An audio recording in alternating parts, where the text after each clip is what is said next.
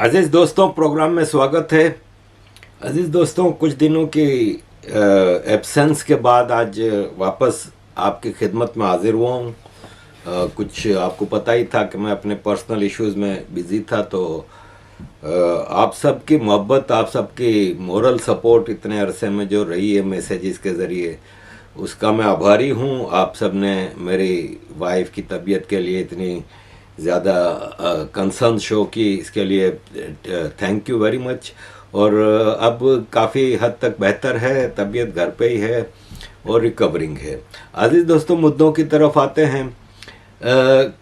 पाकिस्तान की जो एयरलाइन है PIA, उसके स्टाफ जो होते हैं, एयर होस्टेस, स्टीवर्ड्स, ये बहुत तेज़ी से अजाइलम ले लेते हैं कनाडा में। कनाडा में अजाइलम ज़रा आसान है, तो वहाँ पे 2 साल पहले एक PIA के स्टीवर्ड ने गायब हो गया था। फ़्लाइट वहाँ पहुँची, वो अपने कमरे से गायब था। जब रिटर्न फ़्लाइट के लिए ढूंढा गया तो नहीं मिला। बाद में उसने वहाँ पे अजाइलम ले ली।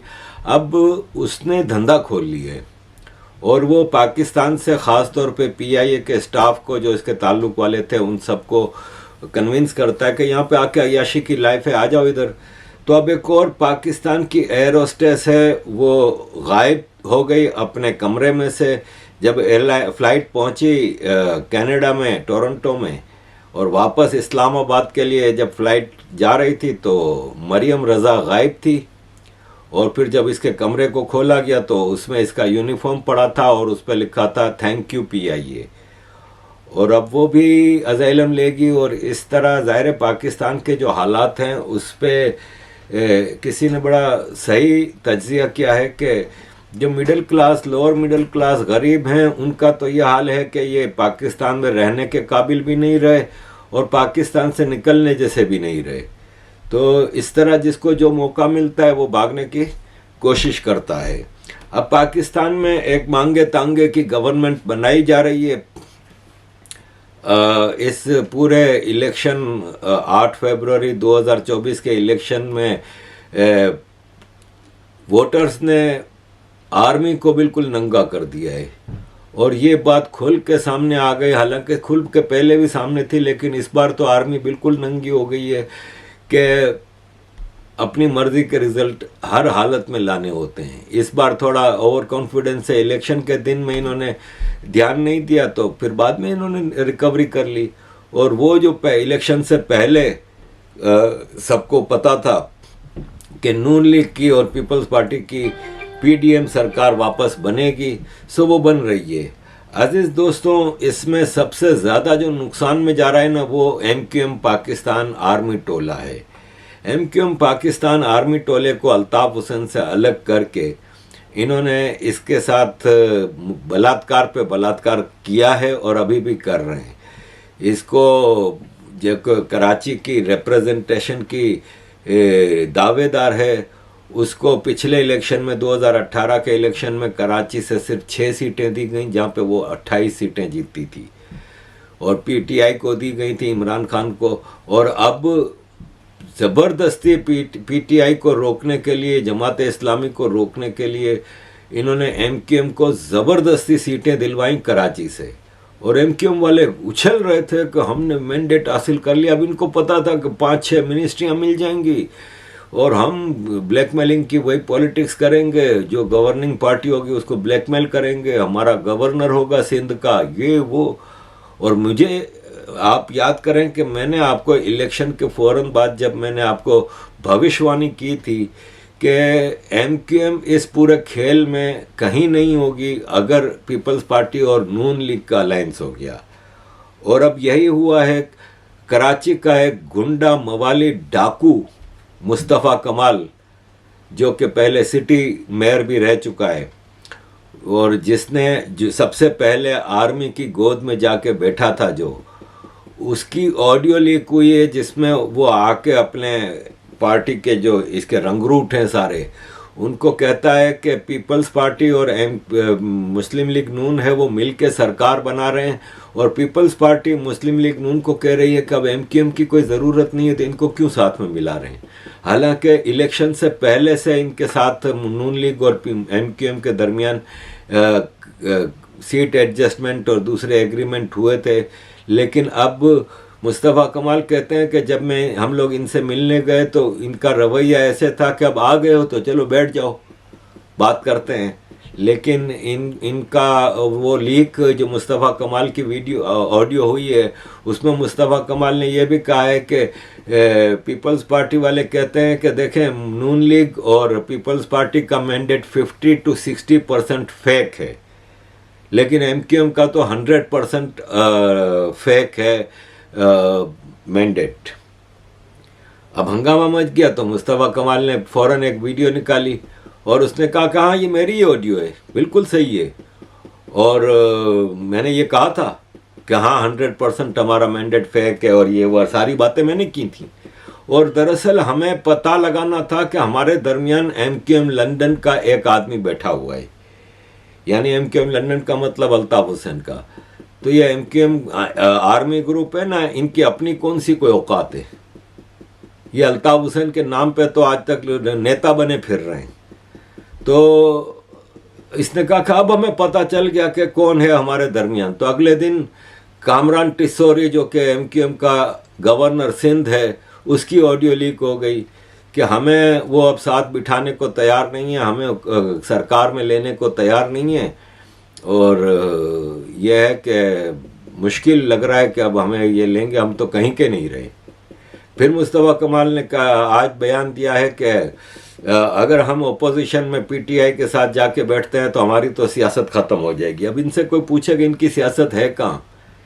ये तो आर्मी के नीचे से गुजर के आए हैं। 90 दिन के ये लोग जो प्रोविजनल ऑर्डर में उठाए गए थे रेंजर्स के ज़रिए, इसके बाद इनके ऊपर जो सेक्सुअल टॉर्चर और इनकी फैमिलीज़ को जो इनके सामने सेक्सुअल टॉर्चर किया गया है, तो इसके बाद इनका अपनी कौन सी सियासत है? ये तो आर्मी के कहने पे जीतते हैं, आर्मी के कहने पे हारते हैं। इनकी अपनी औकात इतनी है कि जितना माल बनाया है इसको बचा लो और 2-2, 3-3 शादियां कर लो, जैसे फैसल सब्जवारी शादियां कर रहा है और दूसरे सारे। तो ये इनकी औकात है। अजीज़ दोस्तों, इलेक्शन हो गए, रिजल्ट्स भी फाइनल कर लिए हैं। शहबाज शरीफ और पीपल्स पार्टी सरकार बना रहे हैं, और ये आर्मी की कुर्सी है जो प्राइम मिनिस्टर की कुर्सी है, इस पे ये बैठेंगे। इसके बारे में किसी ने ज़बरदस्त तज्जिया किया है कि पाकिस्तान की पॉलिटिक्स का हाल इस कछुए जैसा है। ये कछुए को किसी ने इस तरह से इस पे बिठा तो दिया है, लेकिन अब ये कछुआ ना चल सकता है ना कुछ कर सकता है, क्योंकि इसे हाथ पांव मारेगा लेकिन कुछ कर नहीं सकता। पीछे करने वाली सरकार जो है वो आर्मी की है। अजीज़ दोस्तों, चाइना ने पाकिस्तान को जनरल इलेक्शन स्मूथली करने पे मुबारकबाद दी है। अभी तक बाकी पूरी दुनिया से कहीं से कोई मुबारकबाद नहीं आएगी, लेकिन आएगी। जिस दिन शहबाज शरीफ ने ओथ लेना है प्राइम मिनिस्टर का, उस दिन शहबाज शरीफ को मुबारकबादें आएंगी कि that's the way the world goes. Shehbaz Sharif को प्राइम मिनिस्टर की शीट पे जिस डंडे ने चढ़ाया है, उस डंडे को एक तरफ से जरदारी ने पकड़ा है, दूसरी तरफ से आसिम मुनीर ने पकड़ा है, और इनके डंडे के सहारे ये ऊपर पहुंचा है। इस सारे खेल में अगर कोई फ़ायदे में है ना, तो वो पीपल्स पार्टी है। बलोचिस्तान चीफ मिनिस्टर, सिंध में सिंगल रूल, लूट मार की इंतहा। अब तो मेयर भी इनका है, चीफ मिनिस्टर भी इनका, स्पीकर भी इनका। प्रेसिडेंट ऑफ पाकिस्तान आसिफ जरदारी, ये भी मैंने आपको इलेक्शन से पहले ही भविष्यवाणी की थी। सेनेट चेयरमैन पीपल्स पार्टी, पंजाब का गवर्नर पीपल्स पार्टी, केपी का governor Peoples Party, Balochistan chief minister Peoples Party, national assembly का डेप्यूटी स्पीकर पीपल्स पार्टी। पीएमएलएन को प्राइम मिनिस्टर ऑफिस मिलेगी, पंजाब सीएम मिलेगा, स्पीकर नेशनल असेंबली मिलेगी, और सिंध और बलोचिस्तान के गवर्नर। अब वो इसीलिए पीएमएलएन एमक्यूएम को नहीं लेना चाह रहे कि हम अपना एक गवर्नर भी क्यों ज़ाया करें। एमक्यूएम को फेडरल उसमें मिनिस्ट्रियां भी दें। इन्होंने एमक्यूएम को ये ऑफर किए कि गवर्नर नहीं देंगे और सिर्फ एक फेडरल मिनिस्ट्री देंगे साइंस एंड टेक्नोलॉजी की, और उसके बदले में एमक्यूएम को गवर्नमेंट में बैठना पड़ेगा। अब एक मिनिस्ट्री के लिए भी एमक्यूएम बिक जाएगी। ये नज़र आता है कि एमक्यूएम इंतहाई जलालत वाली पार्टी बन चुकी है, क्योंकि ये आर्मी के रंगरूट हैं सारे। तो ये एक मिनिस्ट्री क्या, ये तो ज़मीन पे लेट के आर्मी के आगे जो आर्मी कहेगी उस पर भौंकना शुरू करते हैं। तो अजीज़ दोस्तों, पीपल्स पार्टी ने जो गंद मचाई है ना। आपको याद होगा पीर पगारा ने सिंध में ये जीडीए की जो ग्रैंड डेमोक्रेटिक अलायंस की प्रोटेस्ट किया था जामशोरों में, जिसमें 2 लाख के करीब आदमी आए थे। उसमें उसने कहा था कि बलूचिस्तान के इलेक्शन 70 अरब रुपए में बेचे हैं। अब 70 अरब रुपए में जब बलूचिस्तान के बेचे हैं तो पंजाब के इलेक्शन कितने में बेचे होंगे। तो इससे ये आपके आदिल राजा जो लंदन से मुखबरियां करता है, उसने ये बताया है कि सिंध का इलेक्शन और पंजाब का इलेक्शन 2 महीने पहले बेच दिया गया था और कम से कम 150 अरब रुपए में बेचा गया है सिंध का इलेक्शन। और अब पैसा तो मिल गया है, आसिम मुनीर के पास है, लेकिन अब बंटवारे पे काफ़ी झगड़ा चल रहा है। और टोटल जो आर्मी की जो कमांड है पूरी, वो सब उसमें से हिस्सा लेना चाह रहे हैं। एक अंदाज़ा है कि पंजाब, सिंध और बलूचिस्तान का टोटल इलेक्शन जो बेचा गया है ना, वो तकरीबन 600 अरब रुपए में बेचा गया है। 600 अरब रुपए का मतलब है 6000 करोड़ रुपया और 60,000 करोड़ रुपया। 60,000 करोड़ रुपया की बंटवारे पे अब आर्मी में ज़बरदस्त जंग है और लेट्स सी कि उसका क्या होता है। पीपल्स पार्टी ने एक टिकट बेची है मलिक शाह गोरकेच और उसको ग्वादर और तुर्बत का नेशनल असेंबली का मेंबर बनाया गया है ज़बरदस्ती। बलूचिस्तान के एक्स मिनिस्टर हाजी लश्कर रईसानी ने कहा कि जब अफ़गानिस्तान में हामिद करज़ाई की हुकूमत थी तो मलिक शाह ने पैसों के ज़रिए नमरूज़ सूबा है ना जो अफ़गानिस्तान का, नमरूज़ प्रोविंस, उसकी गवर्नरी ख़रीदने की कोशिश की। लेकिन उस वक्त अफ़गानिस्तान में हामिद करज़ाई को एजेंसियों ने ये रिपोर्ट दी कि ये 3 सीक्रेट सर्विसेज के लिए काम करता है। अब कौन सी 3 सीक्रेट सर्विस हैं ये हमें नहीं पता, लेकिन 2 इसमें CIA और ISI हैं और इसलिए ये भरोसे के काबिल नहीं। अब ये कर्नल शहबाज जो आर्मी के बलूचिस्तान में एक ऑफिसर हैं, उनकी मदद से पीपल्स पार्टी की टिकट पे ग्वादर तुर्बत से नेशनल असेंबली का मेंबर बन गया है। ऑलरेडी आपको पता है कि ग्वादर और उसके करीब जितना भी बॉर्डर एरिया है वहाँ से जो स्मगलिंग होती है ख़ासतौर पे डीजल पेट्रोल की और दूसरी, वो आर्मी कर रही है। और अब ये वहाँ पे बाय सी जो ड्रग्स स्मगलिंग होगी उसमें आर्मी की मदद करेगा और उसके बदले में ये खूब माल बनाएगा।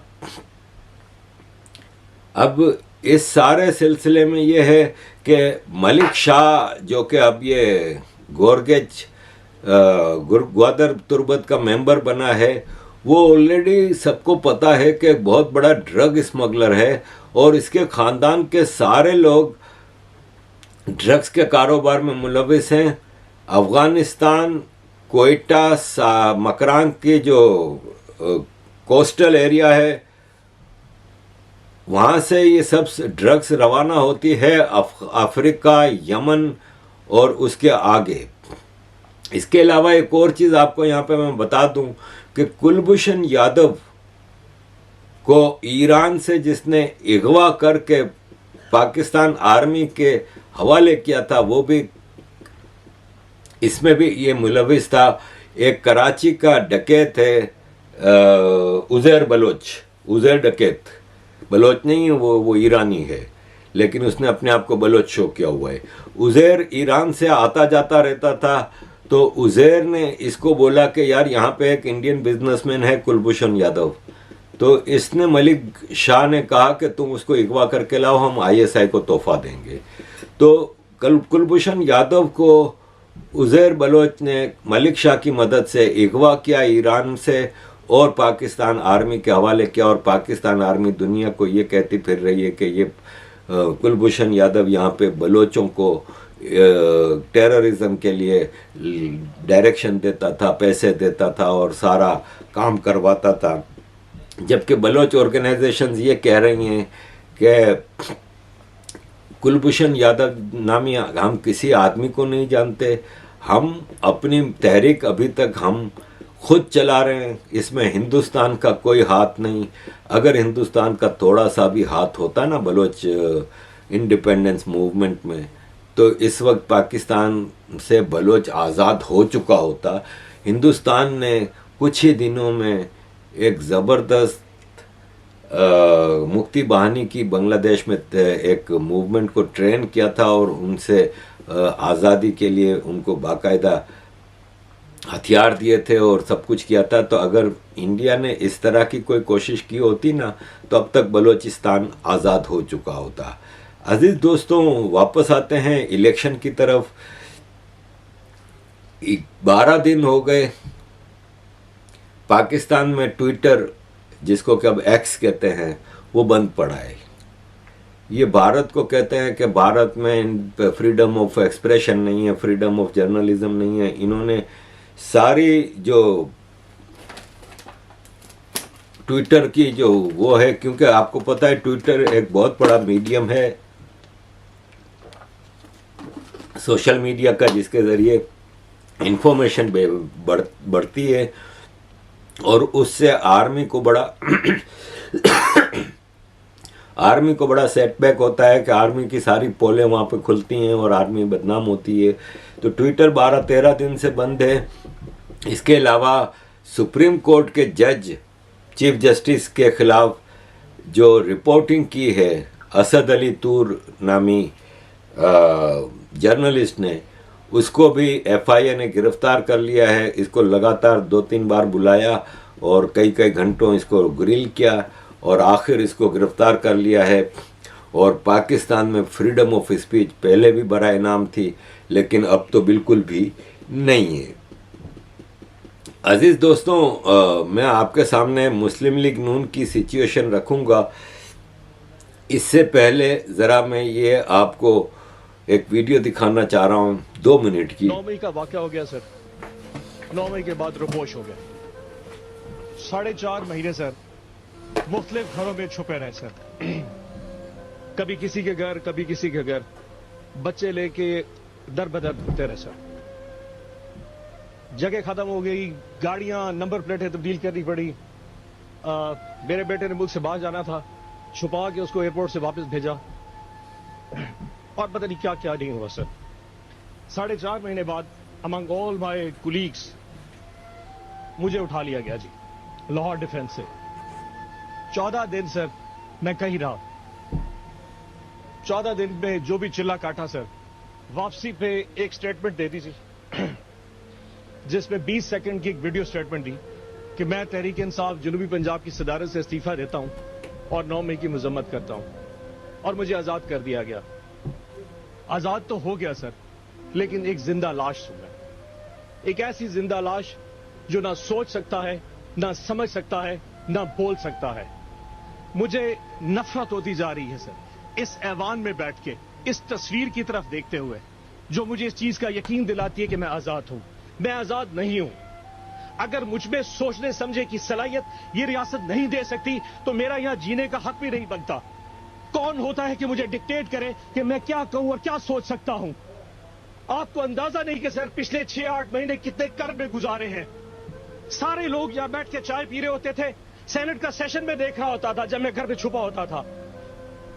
ये बातें करना आसान है सर। आज आप रिगिंग की बात कर रहे हैं। जो कुछ हमारे साथ हुआ है, मुझे आज तक एक प्लेटफॉर्म नहीं दिया गया।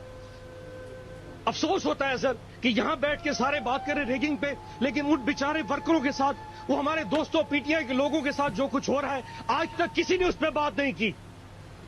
सर यकीन जाने में अगर एक रुदात सुना दूं ना, आप परेशान हो जाएंगे। उन 4 महीने में जब छुपा हुआ था, मेरा घर गिरा दिया गया सर, मेरी फैक्ट्री, मेरे कारोबार बंद कर दिए गए। एक छोटा सा जिम्मेदार हूं मैं सर। मेरे आमों के बाग के ऊपर जो मुस्ताजिर रहते, जो बाग संभालते हैं, उनको उठा के ले गए। मेरे बाग भी बर्बाद हो गए सर। और अगर बाज नहीं आए, जब मैं 14 दिन के बाद वापस आया, मेरी मां को फालिज हो चुका था कि मेरा बेटा शायद मर चुका होगा। लेकिन आज तक किसी ने इस ऐवान में आवाज नहीं उठाई सर। मैं इजाज चौधरी के लिए इसलिए नहीं बोलता कि मुझे उसकी तकलीफ है, मुझे इसलिए तकलीफ है कि मैं उसकी तकलीफ अब जानता हूं। एंड आई एम श्योर एक वक्त आप पे भी आएगा। आज हम पे वक्त है, एक दिन आप लोगों पे वक्त आएगा। ये वक्त दूर नहीं है। डर तो बड़ा लगता है जी सर कि वापसी पे जाएंगे फिर उठा लिए जाएंगे सर, लेकिन सर अब बचा ही क्या है सर। जिसमें पीटीआई के एक मेंबर बहुत ही तकलीफ दे बयान दे रहे हैं कि किस तरह पाकिस्तान में आर्मी लोगों को ट्रीट करती है। अजीज दोस्तों, नून लीग की जहाँ तक बात है ना, तो सना बुच्चा एक जर्नलिस्ट हैं, उन्होंने कहा है कि मुस्लिम लीग नवाज ने आर्मी से ये कहा कि हम पंजाब में गवर्नमेंट बना लेते हैं, आप सेंटर किसी और के हवाले कर दें। तो आर्मी ने कहा कि दोनों हुकूमतें लेनी हैं और इसके अलावा आपके पास कोई चारा नहीं। और ये जावेद लतीफ़ हैं नून लीग के मेंबर, और इन्होंने कहा कि हमारी खुशी नहीं थी कि हम गवर्नमेंट बनाते, लेकिन हम पे गवर्नमेंट थोपी गई है और हमें मजबूर किया गया है बनाने के लिए। अब मुस्लिम लीग नून ने गवर्नमेंट तो बना लेनी है, और जैसे कि जमात इस्लामी के सिराजुल हक ने कहा है कि पाकिस्तान के ऊपर वापस 2 ख़ानदानों को थोप दिया गया है। तो एक ख़ानदान तो जरदारी ख़ानदान है, Zardari president, Bilawal leader of opposition शायद बन जाए या फिर कुछ और बनेगा। लीडर ऑफ ओपोजिशन तो ये नहीं बन सकता, इसलिए कि ये नून लीग को गवर्नमेंट बनाने में सपोर्ट करेंगे, तो ये गवर्नमेंट बेंचेस पे बैठेंगे। और नवाज शरीफ का जहाँ तक ताल्लुक़ है, तो ये एक तस्वीर बता रही है। इसमें आगे नवाज शरीफ है, बगल में मरियम है, एक बगल में शहबाज शरीफ है, पीछे नवाज शरीफ का समधी है, और पीछे तस्वीर में नज़र नहीं आ रहे लेकिन पीछे प्राइम मिनिस्टर शहबाज शरीफ का बेटा हमजा शहबाज भी है, मरियम का शोहर कैप्टन सफदर भी है, शहबाज शरीफ का दूसरा बेटा सलमान शहबाज भी है, और नवाज शरीफ के अपने भांजे भतीजे, जो इसकी बीवी के भांजे भतीजे हैं, आबिद शेर अली, साद रफ़ीक, ये सब हैं। तो ये पूरा ख़ानदान टब्बर हुकूमत करेगा। पंजाब पे लगातार इमरान खान का पीरियड छोड़ के नवाज शरीफ की सरकार रही है। इसका भाई चीफ मिनिस्टर रहता था, पीडीएम की सरकार आई तो इसके बेटे को शहबाज शरीफ ने हमजा शहबाज को बनाया। अब दोनों भाइयों में डील हुई। शहबाज शरीफ चाहते थे कि नवाज शरीफ प्राइम मिनिस्टर बने और हमजा चीफ मिनिस्टर पंजाब बने, लेकिन नवाज शरीफ को फिर आर्मी ने एग्री नहीं किया, तो शहबाज शरीफ चीफ मिनिस्टर बना। तो इसने बड़ी कोशिश की कि इसका बेटा हमजा पंजाब का चीफ मिनिस्टर बने, लेकिन उसको नहीं बनने दिया गया। और मरियम नवाज अब आ गई हैं महारानी की तरह, और उनकी अपनी मेंबर हैं उज़्मा कारदार। जब मरियम असेंबली में घुसी तो उज़्मा कारदार ने मरियम को गले लगाया, तो मरियम ने उसका हाथ झटक दिया। और एक नवाब ख़ानदान की हैं ये, और जाहिर है ये पाकिस्तान को अब क्या रूल करेंगे, ये तो लूट मार करने आए हैं। और इसी तरह सिंध लगातार पीपल्स पार्टी के हवाले है। अब सिंध के ये जो चीफ मिनिस्टर हैं मुराद अली शाह, ये भी तीसरी बार चीफ मिनिस्टर बन रहे हैं, और ये जागीरदार ख़ानदान हैं सारे, जो कि अब सिंध पे रूल करेंगे। और मुराद अली शाह फरमाते हैं कि बिलावल अगर पाकिस्तान को लीड करेगा तो कोई मुसलमानों को मैली नज़र से नहीं देखेगा। तो जाहिर है फिर सारे मैली नज़र से बिलावल को देखेंगे कि बिलावल कुछ ऐसी आइटम है कि उसको देखने की बड़ी ख्वाहिश होती है काफ़ी लोगों की। अजीज़ दोस्तों, आगे मेरे पास और भी काफ़ी चीज़ें हैं पाकिस्तान में गवर्नमेंट के हवाले से, IMF के हवाले से बहुत मामला चल रहे हैं, चाइना की लोन रोल ओवर की है, उन सारी चीज़ों पे मैं आगे आपके सामने रखूँगा अगले प्रोग्राम में। अजीज़ दोस्तों, thank you very much for all your support, kindly keep supporting.